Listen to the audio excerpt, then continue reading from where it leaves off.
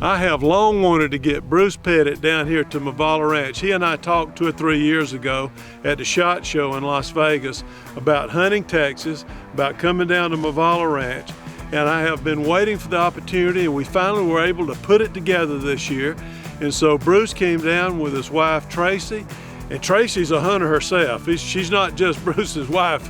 Tracy is a hunter. So I couldn't wait to get those two down here and show them this incredible property. Hi, I'm Bruce Pettit, President and CEO of Leupold and Stevens. And I'm Tracy Pettit. I'm his wife. So David's been a Leupold partner for a long time. Bucks of Tecomani's been one of our partners, and we've just done a lot of stuff with them over the years and really appreciate all they do for the Leupold brand. You know, somebody like David Morris is, he's special. What he's been able to create, his expertise as it relates to Texas whitetail, I'm not sure there's very many people out there that know anything more than David Morris does about that. And so, you know, spending the day with him and listening to what he's done to create habitat here, to, you know, we took a drive this afternoon and just talked about everything that the deer were feeding on, and what he'd done with various food plots, and you can see why deer love being on Mavala Ranch. For the last 2 years here on Mavala Ranch, we've been doing what we call a cleanup hunt. We've been shooting culls and management deer, and we haven't been shooting any of our better bucks. This year we're going to kind of have a transition hunt. I told Bruce, I said, my goal is to get you to Texas. I want to get you down to South Texas, do some rattling with you, and share some time in the brush country. I said, I want you to see what Tecomani is all about. We're about helping people grow bigger and better deer and enjoy their time on their ranch, enjoying their animals. Land is expensive nowadays. So when you buy a piece of property, you've got to get a high return on your investment from a recreational value standpoint. Management's the way to do that, and we know how to manage these properties, and we love helping people do it. And I wanted to share with Bruce what we're doing down here. And Mavala was the perfect place to do it. And this year is the perfect time to do it because he's going to see the beginning of the fruit of our effort here on Mavala Ranch. David and I were looking at the trail cam pictures. We went out and picked up some of the trail cam pictures, and we're starting to look at those on his laptop, and we know where some bucks have been coming in. So I think we both have a couple of good spots that we'll go sit. And I know that previous to us coming down, they had a doe hunt where they took out quite a few does. And so I think it's really important. David and I spent a lot of time talking about this morning, about understanding your deer numbers and how to manage those. And that's really what a management hunt's about. And so it's up to David. What he says, hey, let's take that deer. We're gonna help him do it if we can. And we just enjoy, you know, being out here and being a part of the program. Well, this is our first morning here on Mavala Ranch, and I'm here with Bruce Pettit and Bobby Parker, and we're mighty excited to have you here. Yeah, thanks for having me. Oh, it's fun. It's been a great anticipation to get down here, I'll tell you. Well, it's going to be fun. Well, we're going to get out this morning here on Mavala Ranch. It's not a bad morning, 40 degrees, got a little wind, not too much, but I think we'll shake something out of the bushes this morning. We'll see. Good luck, Bobby, good luck to you, buddy. Let's do it. Bobby, have a good morning. So the next morning we sat in a blind that really is, first of all, it's a really nice blind. Secondly, you have the opportunity to see as much of proper shooting area as you possibly can. You've got water that they're going to come to. You've got an alfalfa field out in front of you. You've got a kind of a pipeline road that runs down. You got a sendero on one side. And you've just got a lot of opportunity when you look at it. And, you know, again, I don't think it was at a level of movement that David would have hoped, but again, it was fantastic. We were looking at deer the whole time, though. In all honesty, it might have been slow on their standards, but I always had a deer in my binoculars. And we had some bucks. I think that at one point we counted 3 or 4 bucks that were kind of far out in the alfalfa, and one of them started moving over toward, kind of coming toward the water hole, coming toward where we were sitting in the blind, and it was just by luck that it happened to be an old buck. And I love those old bucks. He was an old 8-pointer. I knew he was at least 7 years old. I wasn't sure if he wasn't a little older, but he was at least 7. And he starts coming, and I told Bruce, I said, let him come. He's coming right to us. Let's let him come on up. You just know an old mature deer the way they moved. He just had that kind of swagger to him and just kind of moving through the field toward the brush. And as he got there, you know, I said, Rhett, he's going to get over behind this brush, and I don't know when we'll get another shot. Maybe we should think about it right now. And our cameraman said, yeah, I'm on him. Let's do this. All right. Yeah, he's...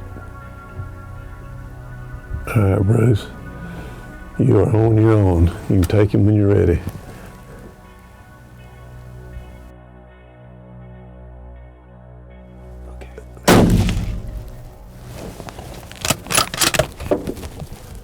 Got him. Well, we go from famine to feast right now within just a second or two. He's done. Yeah, he's done. All right, let's just sit tight and see what else comes along. Good going, buddy. Good going. You're lethal with that thing. Made a good shot on him. He actually ran about, I don't know, 20 yards or so, maybe a little bit more, and kind of dumped right in front of the blind, which was really nice because it's nice to know that you got a deer down and he's dead right there and you can see him, as opposed to having to go try to find him in the brush. That's always something that I'd prefer. Yeah, he is. He's cool. He's a cool deer. He's an old booger too. Isn't he? Oh man. What do you think, he's 7? I'd say 7. 7.5. He's bladed here. Look at these bladings here. Yeah. Gnarly. Yeah. Cool, good old buck. I like you, old buddy. Yeah. I love old bucks. Hey, well, thank you for neat old buck. Love his color. Yeah, that's a classic chocolate horn South Texas buck. For me, that was a buck that's just an honor to get a chance to take, because he was an old deer that had spent some time out there, and I really respect that kind of deer that's got that. And you can tell he'd been through some wars, which I love. We woke up this morning, I walked outside and it was cold. I mean, it was the coldest day by far that we had. So we layered up and headed to a blind that we'd sat in the day before. Right when we got in, we were starting to look and we could see does. Almost instantly, I looked over and I saw a big body.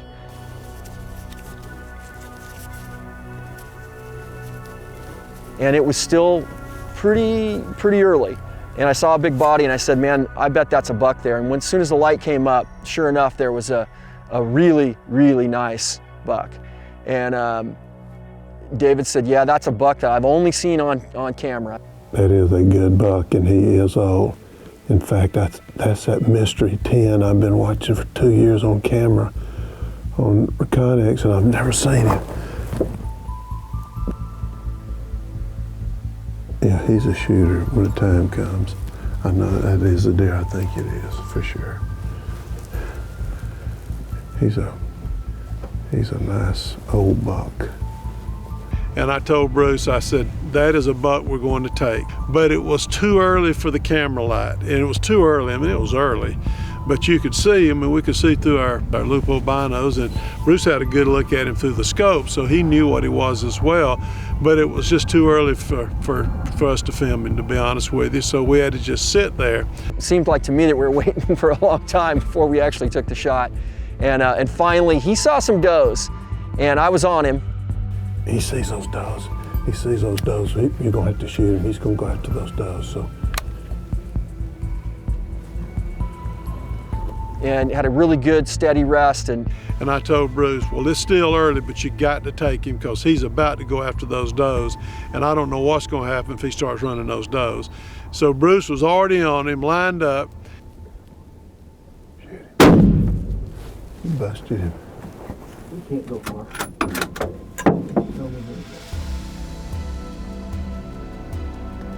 All right, I marked him. It looked like he was about. Did you? Okay. Nice. Good going. Good going. Thank you, guys. Thank you. That is a very nice buck. That's a great buck. That's a very nice buck. That's a great buck. What's amazing about this deer, I mean, we've had this place now for 4 seasons. This is the 4th season. Yeah. That deer has been on camera at least 2 years, and I have never seen him. I've got him on camera. He's like a mythical deer. He exists on camera, but in reality, he doesn't exist because we have never seen him. What a way to end a great hunt. Yeah, it started a little slow, but I'm gonna tell you, it ended with a whole lot of excitement coming our way because the rut finally had arrived on Mavala Ranch. So this is our third morning here at Mavala, and we've had one of the best trips that I've ever had in terms of just seeing incredible whitetail deer, seeing lots of deer, and really maybe more importantly, just getting to spend a lot of time with David talking about what he's done here at Mavala and how he's managed this ranch and the plan and the strategy that you've put together for this ranch and how you've made it come together, David, is impressive. I appreciate it. It is a labor of love, I can assure you. It shows. It shows in everything you do. And a lot of credit go to Bobby and Risa Parker who worked with me on this and let me do this. I'm like you though, I love this hunting because there's a lot of hunting, a lot of targets. And you get to go out and you have anticipation, constant anticipation when you hunt in Texas.